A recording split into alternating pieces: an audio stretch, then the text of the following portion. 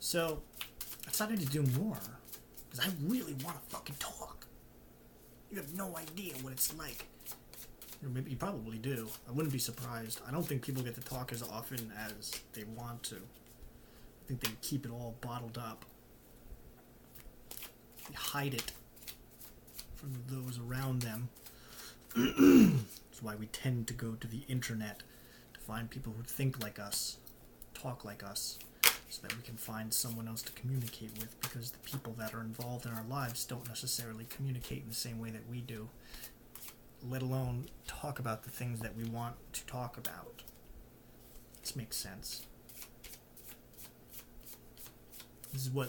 That is a fucking gray hair. That's really driving me nuts. Because you know what it looks like? It looks like there's like this weird part. I don't know why I keep getting distracted by that. There's a reason. But when I'm reminded of when I was married, when the other guy was married. Towards the end, we didn't talk at all, but we both spent a lot of time talking to people. We found other friends that were more open to the things that we wanted to talk about. We didn't want to talk about what the other person wanted to talk about. Because we were selfish. What's the lesson to be learned from that? To listen to what other people have to say, to communicate, to talk, to find out what the fuck is going on in people's minds. People won't tell you. You have to ask them, and if you're lucky, they'll tell you. They don't always do. But anyway, I wanted to do another couple cards for some reason. Seems appropriate. Kind of inspired by the one I saw, by the one we did in the last one. So, tell a little picture. I don't know if it's going to be my story. Well, it's going to be mine. I'll tell you how it's relatable. Maybe they'll relate to you as well in a different way. Like I was saying this the other day. Yesterday, really. Is that I believe that the cards they're going to mean something to me, but they're not going to mean what they mean to me is they're not going to mean the same thing to you. But they're going to mean something similar to you, which is why I'm going to explain them, what I think they mean, the images that come to my head, the concepts that come to my head, and maybe they'll be relevant to you. I'm going to do a couple. So I think I want to read. Reading this Philip K. Dick book. I love Dick. Love it. Him. Philip K. Dick. He's an amazing writer. He's really fucked up in the head like me. You may know him. Blade Runner. People like that movie. I thought it was a shitty movie, but people like it. The book was a lot better. So did Scanner Darkly. Wrote that. But the books he wrote. The movies, he died back in the 80s. He died before Blade Runner even came out. It was the first movie that was adapted from one of his books, but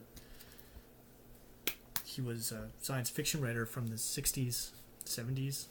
I guess very little in the 80s. He had a couple books that didn't get finished because he died. But his books always dealt with Total Recall.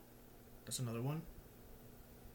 His books and stories typically deal with a protagonist that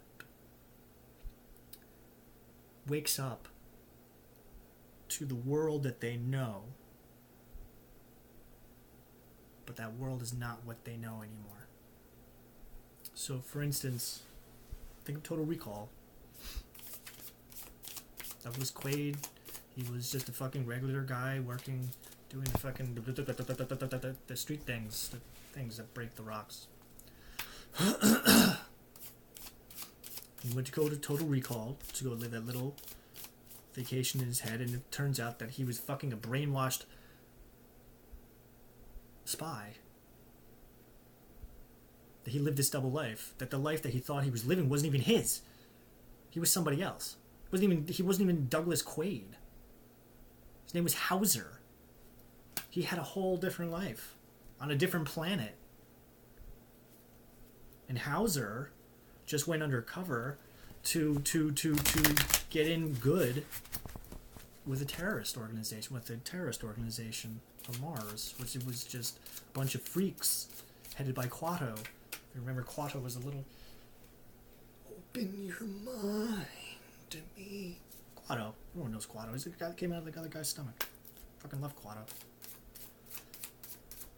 But his stories are like that. If you saw Scanner Darkly, that might be another one. It was with Keanu Reeves, a lot of drugs.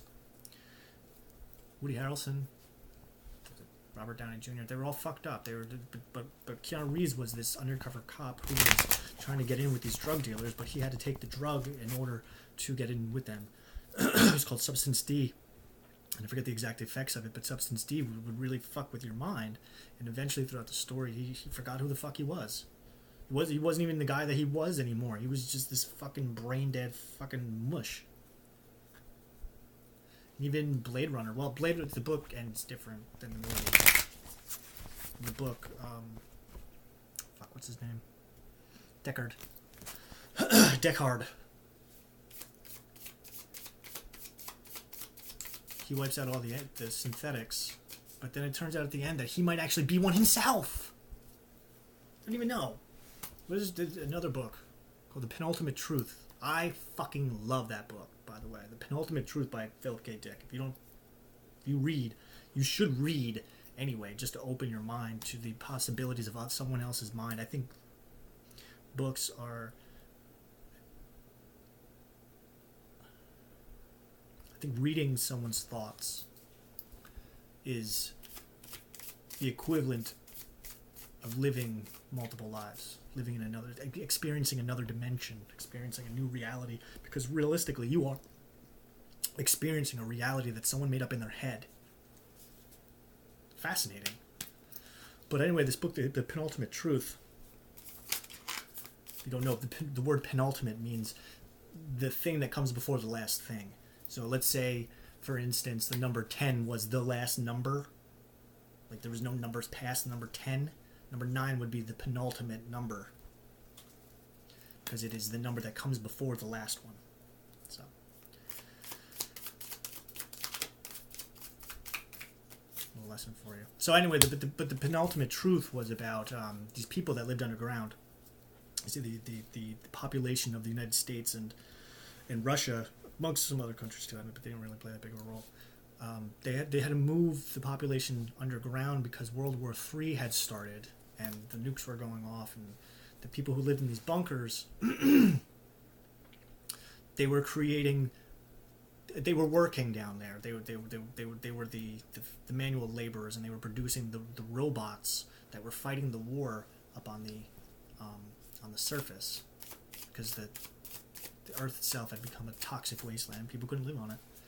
So they had to live underground and build the robots to fight the war. This one guy gets out because they're running out of organs and organ transplants and food and all this other shit. But he breaks out so that he can get onto the surface, and he's sort of willing to sacrifice himself to figure out what the fuck, find some supplies.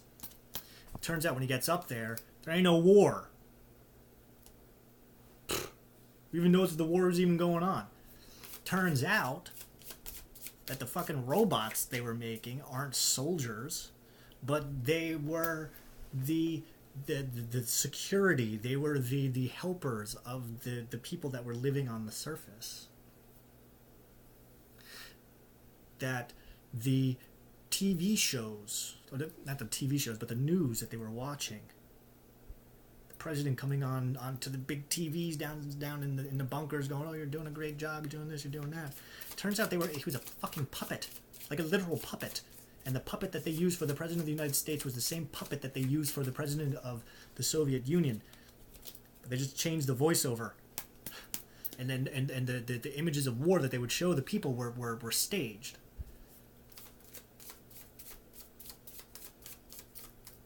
That's the way this man thought. That's why I like his writing so much, because it's different, it's bizarre, it's fucking out there.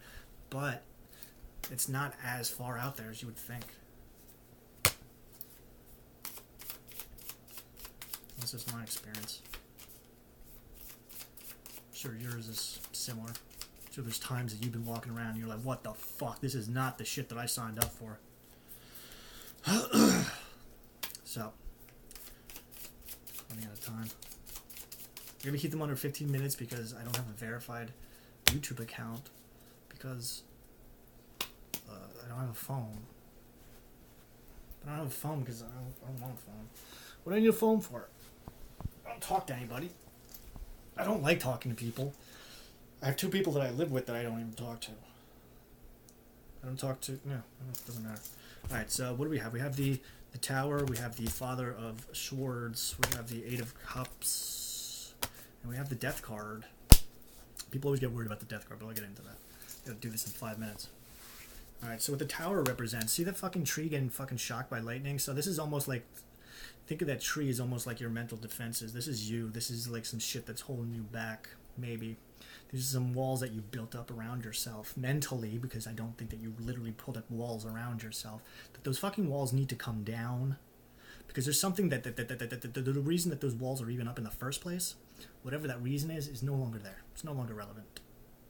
It's time for you to use the skills of the Father of Swords. The Father of Swords is a wise man who is both in touch with what he wants, where he wants to go. He's a very intelligent, charismatic man, but he's also, the swords represent the mind. He's a very intelligent man who is able to discern a situation, who is able to take himself out of a situation that would have been, that did cause these walls to be put up. He used to feel sorry for himself, but now he's able to look back and go, you know what, that is not me. I no longer need those walls to protect me from the people on the outside, because it turns out that I put those walls up subconsciously to protect those people from me. Now it's time to knock those walls down and show the people out there that you are not the person that they know. That is actually quite relevant.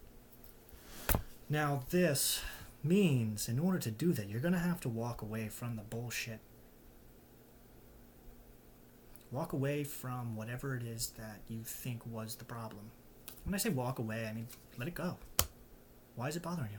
Do you even know why it's bothering you anymore? Do you even remember the original cause of the thing that you used to build up that wall? And I can tell you what this is about for me, 100%. And this death card is like the number 9 that I was talking about in a previous video. Death card is the death of a cycle. It's the end of a cycle. Death represents 2 things. Death is rebirth. Death is a fancy way of saying the beginning of something else. So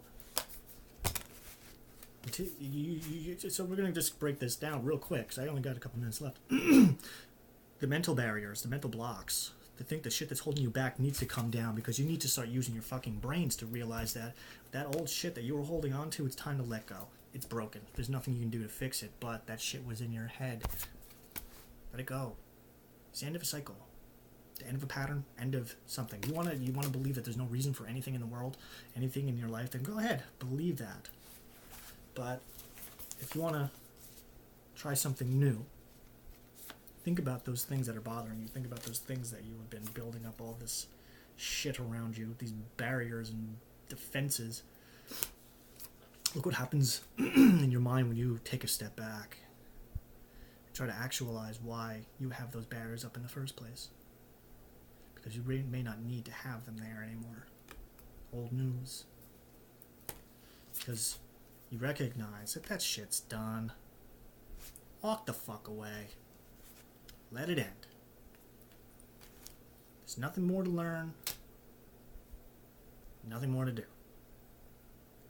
Like the Lord Humungus said, to quote the Lord Humungus in Road Warrior, just walk away.